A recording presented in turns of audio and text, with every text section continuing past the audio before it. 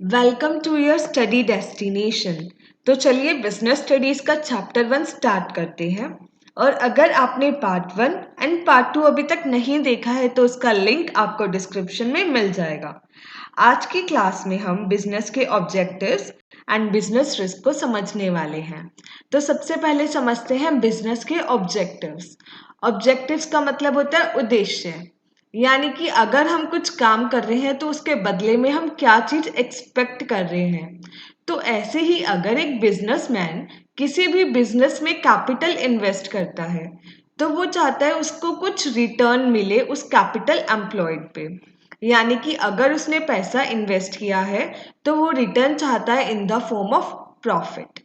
Profit एक leading objective होता है, पर प्रॉफिट अल्टीमेट ऑब्जेक्टिव नहीं होता सर।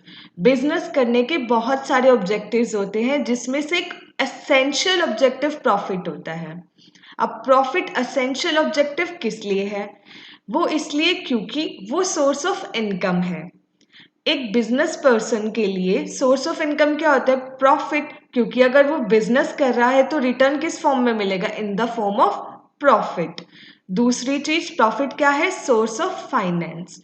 डेली के एक्सपेंसेस को मीट करने के लिए क्या होना चाहिए बिजनेस में? प्रॉफिट। तो बिजनेस के लॉन्ग सर्वाइवल के लिए जरूरी है प्रॉफिट। बिजनेस की एफिशिएंट वर्किंग के लिए भी प्रॉफिट जरूरी है। ऐसे ही it can be taken as the society approval of the utility of the business. अगर हमारा प्रॉफिट ज़्यादा होगा तो हम ये मान सकते हैं कि जो सोसाइटी है वो हमारे प्रोडक्ट को एक्सेप्ट कर रही है। उसके लिए हमारे बिजनेस की कुछ ना कुछ वैल्यू है, कुछ यूटिलिटी है। ऐसे ही प्रॉफिट जो है वो रेपुटेशन बिल्ड करता है एक बिजनेस एंटरप्राइज की। अगर एक बिजनेस का प्रॉफिट अच्छा होता है तो उसका मार्केट में रेपुटेशन होता है, कस्टमर भी जो है उस पर फेथ करते हैं। तो अब हम समझते हैं बिजनेस के मल्टीपल ऑब्जेक्टिव्स, जिसमें से सबसे पहला है मार्केट स्टैंडिंग। अब मार्केट स्टैंडिंग का क्या मतलब होता है? मार्केट स्टैंडिंग का मतलब होता है हमारे कॉम्पिटिटर्स के रिलेशन में हमारे बिजनेस की पोजीशन कैसी है। यानी कि मेरा मार्केट शेयर कितना है, मेरे कॉम्पिटिटर्स का मार्केट शेयर कितना है, मेरे कॉम्पिटिटर्स जो हैं वो उनकी पोजीशन क्या है और उनके कंपैरिजन में मेरी पोजीशन अभी मार्केट में क्या चल रही है। कितना ग्रोथ हो रहा है मेरे मार्केट शेयर में या फिर कितना डिक्लाइन हो रहा है। तो हर बिजनेस एंटरप्राइज चाहता है कि उसके कॉम्पिटिटर्स के मुकाबले वो ज़्यादा स्ट्रांग पोजीशन में हो। तो वो पॉसिबल कैसे है? वो पॉसिबल तभी है जब हम अपने कस्टमर्स को अच्छे प्रोडक्ट्स अवेलेबल कराएं, अच्छी क्वालिटी के और अच्छे प्राइसेस पे। तो हमारे प्रोडक्ट्स कैसे होने चाहिए? कॉम्पिटिटिव। यानी कि उनके अंदर एक ऐसी क्वालिटी होनी चाहिए जो कि मेरे कॉम्पिटिटर्स के प्रोडक्ट में नहीं है। साथ ही साथ प्रोडक्ट ऐसा होना चाहिए जो कस्टमर की नीड्स को सेटिस्फाई करे। तो मार्केट स्टैंडिंग का मतलब क्या हुआ?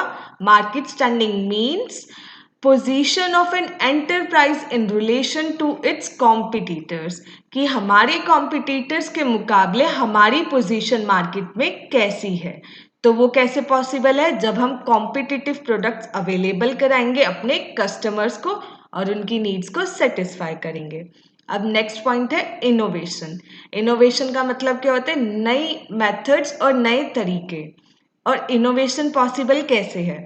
दो तरीके से पॉसिबल है। सबसे पहले या तो हम अपने प्रोडक्ट या सर्विस में कुछ इनोवेशन लाए, यानी कि उनमें कुछ बदलाव लाए, या फिर जो स्किल्स और एक्टिविटीज हमारे प्रोडक्ट और सर्विसेज के लिए हमें चाहिए होती है उसमें हम कुछ बदलाव लाए। तो इनोवेशन का क्या मतलब हुआ? इनोवेशन मीन्स न्यू आइडियाज और मेथड्स, किसी भी काम को करने के नए तरीके। तो कोई भी बिजनेस जो है वो इनोवेशन के बिना नहीं चल सकता, क्योंकि हमें पता है हमारी जो मार्केट है वो बहुत कॉम्पिटिटिव है। उसके अंदर डेली चेंजेस आते रहते हैं। अब जैसे हम अगर फैशन इंडस्ट्री को देखें, डेली चेंज होता है ट्रेंड। अगर एक बिजनेस ट्रेडिशनल मेथड फॉलो करता रहेगा और अपने कुछ प्रोडक्ट्स में इनोवेशन ही नहीं लाएगा तो उसके प्रोडक्ट्स कौन खरीदेगा? तो no business enterprise can flourish in a competitive world without innovation. अब समझते हैं प्रोडक्टिविटी। प्रोडक्टिविटी का मतलब होता है comparing the value of output with the value of input, यानी कि मैंने कितना इनपुट लगाया, इनपुट क्या, जैसे कि मैंने कितना रॉ मटेरियल जो है लगाया, कितना लेबर लगाया, कितना कैपिटल इन्वेस्ट किया और उसके बदले में मुझे कितनी वैल्यू मिली आउटपुट की। तो प्रोडक्टिविटी का मतलब हुआ comparing the value of output with the value of inputs. Her business चाहता है उसकी प्रोडक्टिविटी ज्यादा हो, तो वो कैसे पॉसिबल है, वो पॉसिबल तभी है जब हम रिसोर्सेज का बेस्ट यूज करेंगे। रिसोर्सेज यानी कैपिटल, लेबर, रॉ मटेरियल। अब देखते हैं फोर्थ पॉइंट है फिजिकल एंड फाइनेंशियल रिसोर्सेज। एक बिजनेस ऑर्गेनाइजेशन को बहुत सारे फिजिकल और फाइनेंशियल रिसोर्सेज की ज़रूरत होती है, जैसे कि प्लांट्स और मशीन्स। यहाँ पे प्लांट्स का मतलब पौधे वाला प्लांट्स नहीं है, यहाँ पे प्लांट का मतलब है एक ऐसी जगह जहाँ पे मैन्युफैक्चरिंग प्रोसेस होता है। तो प्लांट कौन सा प्लेस होता है जहाँ पे मैन्युफैक्चरिंग प्रोसेस कैरी आउट होता है। तो हर बिजनेस को फिजिकल रिसोर्सेज चाहिए होते हैं जैसे प्लांट्स, मशीन्स, ऐसे ही फाइनेंशियल रिसोर्सेज चाहिए होते हैं फंड्स, ताकि वो गुड्स और सर्विसेज को प्रोड्यूस कर सके और अपने कस्टमर्स तक पहुंचा सके। तो एक बिजनेस एंटरप्राइज को हमेशा इन रिसोर्सेज को अच्छे से खरीदना चाहिए उनकी रिक्वायरमेंट के अकॉर्डिंग, और उनका यूज भी कैसे करना चाहिए, प्रॉपर इन अ एफिशिएंट मैनर। अभी हमने देखा था बिजनेस का एसेंशियल ऑब्जेक्टिव क्या होता है, प्रॉफिट। प्रॉफिट जरूरी है बिजनेस के सर्वाइवल के लिए भी और ग्रोथ के लिए भी। नेक्स्ट ऑब्जेक्टिव है वर्कर परफॉर्मेंस एंड एटीट्यूड।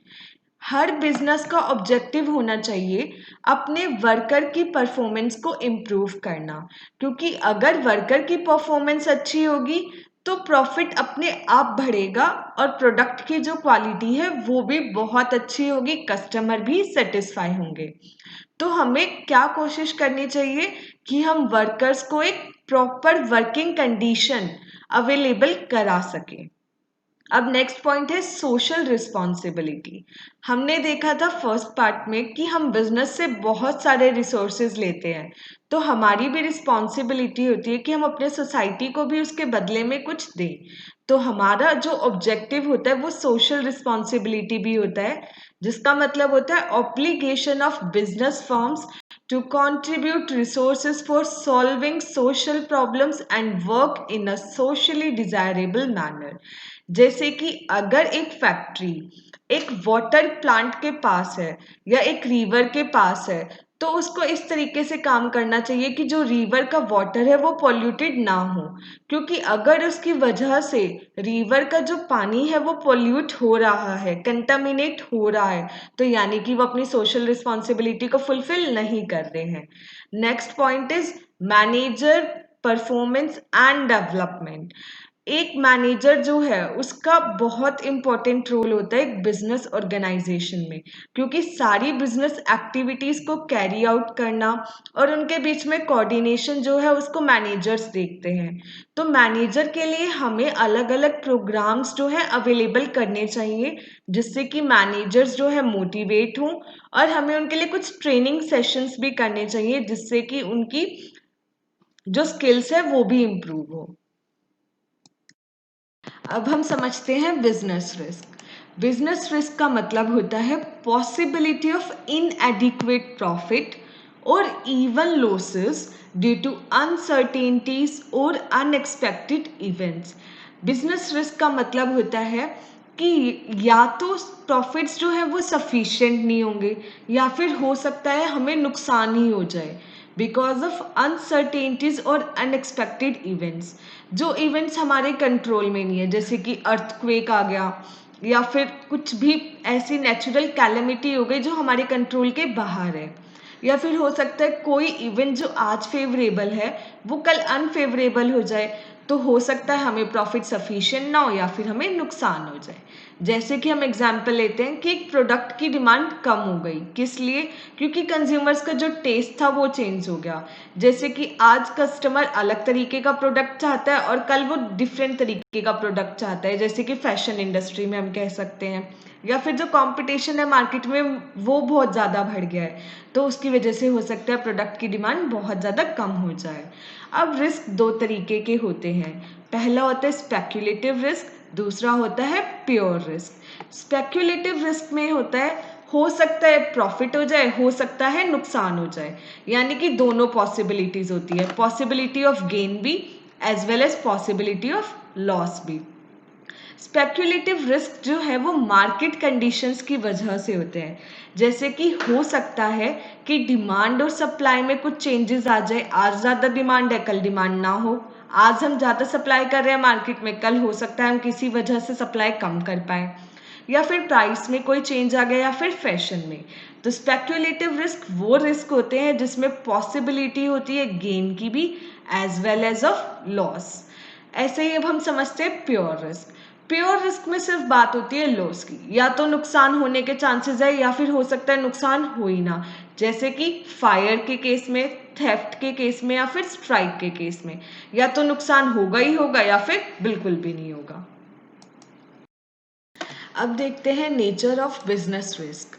सबसे पहला पॉइंट है business risk arise due to uncertainties.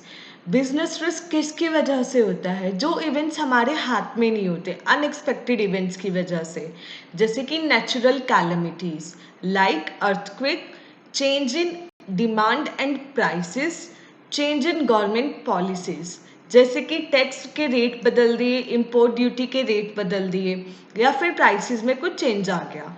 तो ये सब एग्जांपल है कुछ अनसर्टेनिटीज के, जिसकी वजह से बिजनेस में रिस्क क्रिएट हो सकते हैं, और इनमें से कोई भी इवेंट ऐसा नहीं है जो हम एक्सपेक्ट कर सकते हो, ये सब अनएक्सपेक्टेड इवेंट्स है, अनसर्टेनिटीज हैं। अब सेकेंड पॉइंट है risk is an essential part of every business. Her business में रिस्क इन्वॉल्व होता है, चाहे कम चाहे ज़्यादा। रिस्क को हम कम कर सकते हैं पर कभी भी पूरी तरीके से एलिमिनेट नहीं कर सकते। Risk can be minimised but can not be eliminated. Third point is degree of risk depends mainly upon the nature and size of business. Risk depend करता है बिजनेस के नेचर पे और साइज पे। नेचर ऑफ बिजनेस यानी कि product कैसा बनाते हैं, साइज ऑफ बिजनेस की बिजनेस का साइज लार्ज है या स्मॉल है। अब एक बिजनेस के जो प्रोडक्ट्स है वो फैशनेबल आइटम्स है, तो उनमें डिग्री ऑफ रिस्क ज़्यादा होगा। ऐसे ही एक बड़ी ऑर्गेनाइजेशन का रिस्क हमेशा एक छोटी ऑर्गेनाइजेशन से ज़्यादा होता है। Fourth point is profit is the reward for risk taking. No risk no gain. बिना किसी रिस्क के कोई प्रॉफिट नहीं होता। जितना ज़्यादा रिस्क होगा उतना ही ज़्यादा प्रॉफिट के चांस होते हैं। तो greater the risk higher is the chance of profit. अब समझते हैं cause of business risk. Business risk के क्या क्या कारण है? फर्स्ट इज नेचुरल कॉजेज, क्योंकि ह्यूमन बीइंग का कोई कंट्रोल नहीं होता नेचुरल कैलेमिटी के ऊपर। Flood, earthquake, lightning, heavy rains, ये सब हमारे हाथ में नहीं है, तो human beings have a little control over natural calamities, so it is a cause of business risk. Second is human cause. Human cause क्या होते हैं? अनएक्सपेक्टेड इवेंट, जैसे कि एम्प्लॉयज ने कुछ लापरवाही से काम किया, या फिर उन्होंने कुछ बेईमानी कर दी, या फिर कुछ वर्कर्स हैं जिन्होंने मिलकर स्ट्राइक पे चले गए, लेबर्स ने स्ट्राइक कर दी, या फिर दंगे हो गए कुछ भी, तो वो सब हमारे हाथ में नहीं होता। Third is economic causes. Economic causes जैसे कि प्रोडक्ट की जो डिमांड है उसमें कुछ चेंज हो गया, कंपटीशन बहुत ज़्यादा बढ़ गया मार्केट में, या फिर प्राइस में कुछ चेंज हो गया, जो टेक्नोलॉजी है वो नई टेक्नोलॉजी आ गई है मार्केट में अपग्रेडेड। ऐसे ही हो सकता है जो इंटरेस्ट रेट है बोरोइंग का वो बढ़ गया हो। अगर इंटरेस्ट रेट बढ़ जाएगा तो उससे हमारी कॉस्ट भी बढ़ेगी। ऐसे ही अगर टैक्स रेट बढ़ जाएंगे तो उससे भी हमारी कॉस्ट क्या है? इंक्रीज हो जाएगी। तो इंटरेस्ट रेट फॉर बोरोइंग और levy of higher taxes result in higher unexpected cost of operation और बिजनेस। तो फर्स्ट हमने पढ़ा natural causes, second human causes, third economic causes, उसके बाद है अदर कॉजेज। हो सकता है कुछ और अनफोर्सिन इवेंट्स हो जाए जो हमारे हाथ में नहीं है, जैसे कि पॉलिटिकल डिस्टर्बेंसेज हो गए जिसकी वजह से कुछ दंगे वगैरह हो गए, या फिर कुछ मशीन्स में कुछ फॉल्ट हो गया, या फिर कोई मैकेनिकल फेलियर हो गया जैसे कि बर्स्टिंग ऑफ बॉयलर। तो ये सब जो रीजंस हैं ये होते हैं बिजनेस रिस्क के, ये सब कॉजेज होते हैं बिजनेस रिस्क के।